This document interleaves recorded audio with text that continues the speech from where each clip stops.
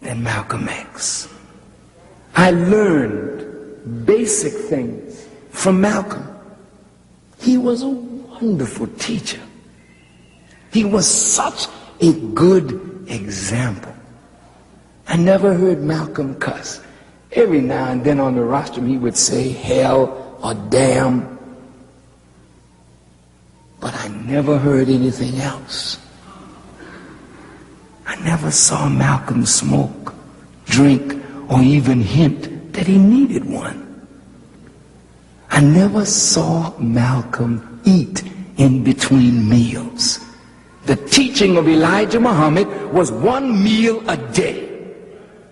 And in the 10 years that I knew Malcolm, I never saw Malcolm eat in between meals. Malcolm was a praying man. When I would stay in his home, he would get me up at 4:30 so we could make Salatul Fajr.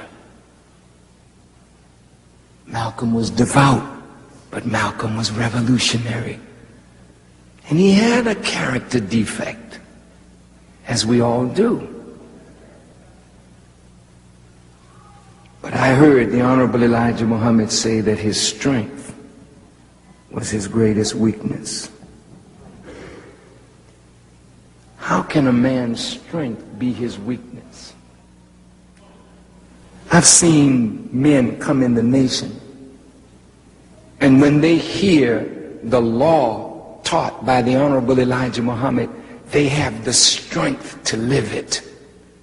And they became captains, teachers of the law.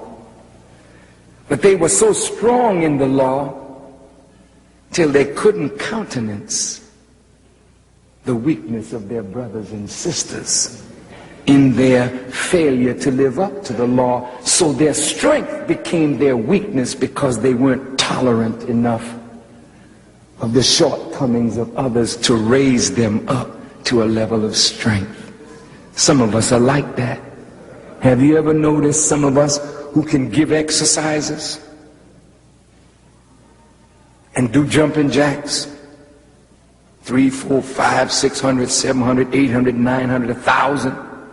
We get in front of a class. Come on, we're going to do jumping jacks. And we're going to jump jack till he falls out. Just to show I got the endurance. I'm greater than you. See, that's sickness. That's imposing your ego and your vanity on your class. Elijah Muhammad, a marvelous teacher. He taught us humility. And one day he said to me, because I used to boast a lot, I didn't even realize how arrogant I was. And sometimes, you know, the eye beholds everything else except itself. And so, you know, you're looking out, but you're not looking in. And I found myself to be arrogant, but I didn't know this. And the messenger would listen to my tapes, and one day I sat at his table, and he said, "Brother, you can tell the righteous. They walk the earth in humbleness." Then he pointed to the Holy Quran. He says, "Allah loves not any self-conceited boaster, for their boasting is in his ears like the braying of an ass. And the braying of an ass is the most hateful sound in the ears of Allah." Then he said to me, "Brother, no matter how heavy you are, you can't step through the earth." Now some of you in here pretty heavy. Some of you weigh over 300 pounds. And next to some of these thin ones, you may feel like a giant. But go stand up next to a mountain and see how big you are. So he said, since you can't step through the earth, or equal yourself up to the mountains, why not take your place as one of Allah's creatures and be humble? These are the lessons that he taught me, he taught Malcolm, he taught Brother Abdullah, he taught us all, didn't he, brother? And when we messed up, didn't the Honorable Elijah Muhammad have a way of teaching us and spanking us and punishing us that he made us better? You belong to organizations. These organizations ain't trying to make you better.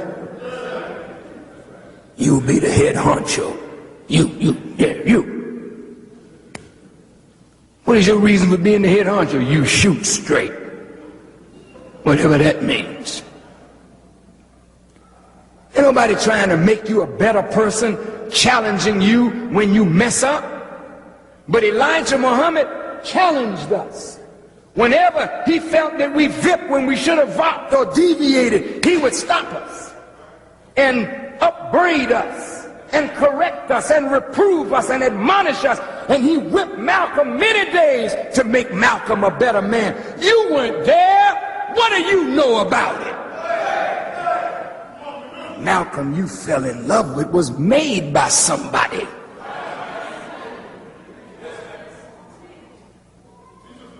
And the Farrakhan that you're falling in love with is made by somebody much bigger than he is. You weren't there when the Honorable Elijah Muhammad chastised us. You don't know anything about that man's ability to chastise. His son is in the audience. His son will tell you, nobody came to the Honorable Elijah Muhammad that didn't get a whipping. I'm going to say it again. Nobody came to Elijah Muhammad that didn't get a whipping. Am I telling the truth? Did we get whippings? We did. Sometimes we didn't think we deserved it. And he would beat us on general principle, just to see if we had the humility to take a beating when you think you're right. You didn't hear me? I'm telling you what he did to me. I'm not before you as the kind of man that I'm becoming in no vacuum. My mother didn't teach me.